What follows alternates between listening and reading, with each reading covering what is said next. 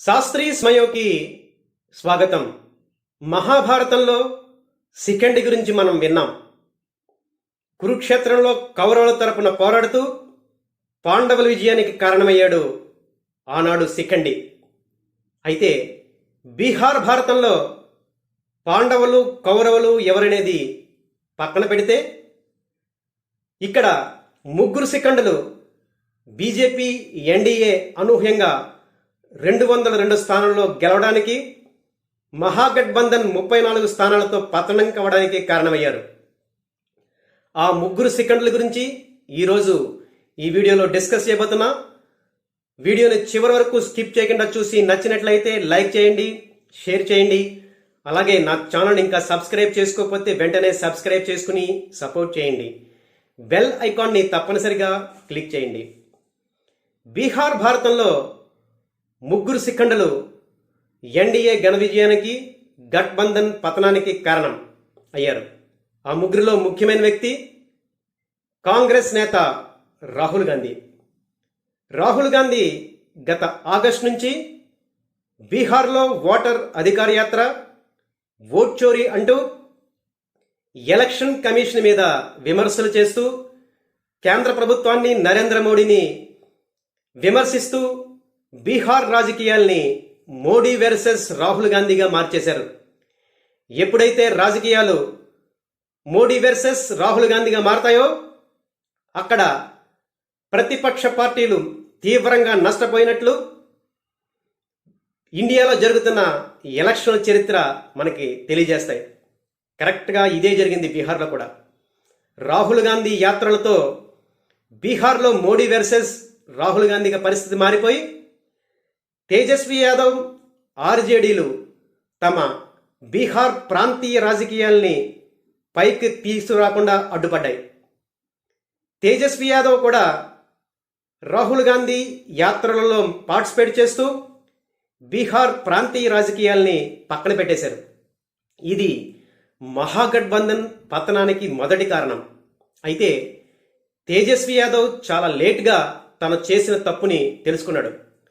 అందుకే కాంగ్రెస్ పార్టీని side line చేస్తూ కేవలం 61 స్థానాలు మాత్రమే కాంగ్రెస్ పార్టీకి కేటాయించడం జరిగింది. అంతేకాకుండా మహాగఠబంధన్ ముఖ్యమంత్రి అభ్యర్థిగా తేజస్వి యాదవ్ని ప్రకటించినప్పుడు కాంగ్రెస్ పార్టీ రాహుల్ గాంధీ లేకుండా తేజస్వి యాదవ్ జాగ్రత్త పడ్డాడు. ఎలక్షన్ షెడ్యూల్ విడుదలైన తర్వాత కాంగ్రెస్ పార్టీకి దూరంగా జరుగుతూ తను ఒక్కడే బీహార్లో ఎన్నికల ప్రచారాన్ని ప్రారంభించాడు. ముఖ్యంగా మహాగఠబంధన్ అధికారంలోకి వస్తే 1 కోటి గవర్నమెంట్ ఉద్యోగాలు ఇస్తానని, అలాగే తను అధికారంలోకి వస్తే సంక్రాంతికి 30,000 మహిళల ఖాతాల్లో క్రెడిట్ చేస్తానంటూ బీహార్ ప్రజల్ని ఆకర్షించేలా తేజస్వి యాదవ్ తన రాజకీయాల్ని ప్రారంభించాడు. అయితే అప్పటికే రాహుల్ గాంధీ ఓటర్ అధికార యాత్రతో చేసిన డ్యామేజ్ జరిగిపోయింది.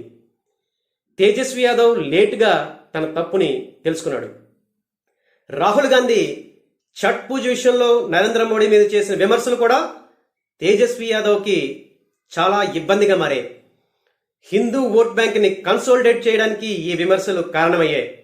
ఈ రకంగా ప్రతి విషయంలోనూ రాహుల్ గాంధీ, కాంగ్రెస్ పార్టీ, తేజస్వి యాదవ్, ఆర్జేడీలకు శిఖండిగా మారి మహాగఠబంధన్ అవకాశాలని దారుణంగా దెబ్బతీశాయి. ఇక రెండవ వ్యక్తి MIM Owaisi. Hyderabad MIM, all India MIM బీహార్లో 29 స్థానాల్లో, ముఖ్యంగా సీమాంచల్ ప్రాంతంలో ముస్లిం క్యాండిడేట్స్ని పోటీకి పెట్టింది. అంటే మహాగఠబంధన్తో సంబంధం లేకుండా ఈ రకంగా ముస్లిమ్స్ని ఆల్ ఇండియా ఎంఐఎం పోటీకి దించడం వల్ల మహాగఠబంధన్ ముస్లిం ఓట్లు చీలిపోయాయి. ఎందుకంటే ఆర్జేడీ ముఖ్యంగా బీహార్లో ముస్లింల మీద, యాదవుల మీద ఆధారపడిన పార్టీ. ఎప్పుడైతే ఓవైసీ ఎంఐఎం ముస్లిం క్యాండిడేట్స్ని పోటీగా దించిందో ముస్లిం ఓట్లు చీలిపోయి అది ఒక రకంగా ఎన్డీఏ బీజేపీలకి విజయానికి కారణమయ్యాయి. అందుగురించే ముస్లిం ఆధిక్యంగా ఉండే ప్రాంతాల్లో కూడా బీజేపీ ఎన్డీఏ క్యాండిడేట్లు విజయాన్ని సాధించారు. ఈ రకంగా మరో సెకండ్గా ఓవైసీ మహాగఠబంధన్ విజయ అవకాశాల్ని దెబ్బతీయడం జరిగింది. ఇక మూడవ సెకండి జన స్వరాజ్ పార్టీ నేత ప్రశాంత్ కిషోర్. ఎన్నికల వ్యూహకర్తగా పేరు పొందిన ప్రశాంత్ కిషోర్ ఈ ఎలక్షన్స్లో డైరెక్ట్గా పోటీ చేయకపోయినా తన పార్టీని 230 స్థానాలకు పైగా పోటీలోకి దించడం జరిగింది. బీహార్ ఎలక్షన్స్ ప్రారంభమైన నాటి నుండి ప్రశాంత్ కిషోర్ ఎన్డీఏ అజెండానే కాపీ చేయడం ప్రారంభించాడు. తను అధికారంలోకి వస్తే అభివృద్ధికి మొదటి స్థానం ఇస్తానని, మహాగఠబంధన్ అధికారంలోకి వస్తే జంగిల్ రాజ్ వస్తుందంటూ ఎన్డీఏ బీజేపీలు ఏ మాటలు మాట్లాడాయో అదే ప్రశాంత్ కిషోర్ కాపీ పేస్ట్లా ఈ ఎన్నికల ప్రచారంలో ఉపయోగించాడు. అంటే ఎన్డీఏ బీజేపీ ఎజెండాని ప్రశాంత్ కిషోర్ ఇండైరెక్ట్గా యాక్సెప్ట్ చేశాడనమాట. ఈ రకంగా ఎన్డీఏ బీజేపీలకు ఇండైరెక్ట్గా ప్రశాంత్ కిషోర్ ఉపయోగపడ్డాడు. అంతేకాకుండా చాలా అసెంబ్లీ నియోజకవర్గాల్లో యాంటీ ఎస్టాబ్లిష్మెంట్ ఓట్లని ప్రశాంత్ కిషోర్ చీల్చి ఉంటాడని రాజకీయ విశ్లేషకులు చెప్తున్నారు. ఈ రకంగా ప్రశాంత్ కిషోర్ మరో సెకండ్గా మారి మహాగఠబంధన్ పతనానికి కారణమయ్యాడు.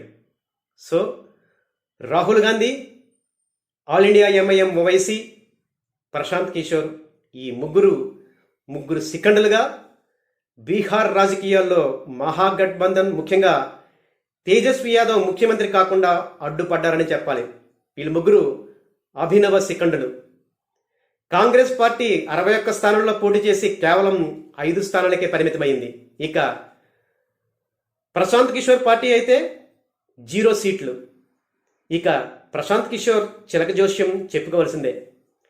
సో ఈ రకంగా ఈ ముగ్గురు సెకండులు బీహార్ భారతంలో ఎన్డీఏ 202 స్థానాల్లో విజయం సాధించి బీజేపీ సింగిల్ లార్జెస్ట్ పార్టీగా 89 స్థానాల్లో, జేడీయూ 85 స్థానాల్లో, అలాగే చిరాగ్ పాస్వాన్ 19 స్థానాల్లో విజయం సాధించేలాగా ఈ ముగ్గురు సెకండులు కారణమయ్యారు. అఫ్కోర్స్ మిగతా ఫ్యాక్టర్స్, ముఖ్యంగా నరేంద్ర మోడీ ప్రచారం దీంట్లో ముఖ్యంగా ఉందండి. కాకపోతే ఈ ముగ్గురు సెకండులు మహాగఠబంధన్ పతనానికి కారణమయ్యారు. కాంగ్రెస్ పార్టీ ఎలాగూ 5 స్థానాలకే పరిమితమైంది. రాహుల్ గాంధీ ప్రతిపక్ష నేతగా తన ఉనికిని కోల్పోతున్నారు. కాకపోతే ఇక్కడ బీహార్లో సెకండ్గా మారి పాపం తేజస్వి యాదవ్ ముఖ్యమంత్రి కాకుండా అడ్డుపడ్డాడు రాహుల్ గాంధీ. సో ఇది ముగ్గురు సెకండ్ల చరిత్ర. Thank you.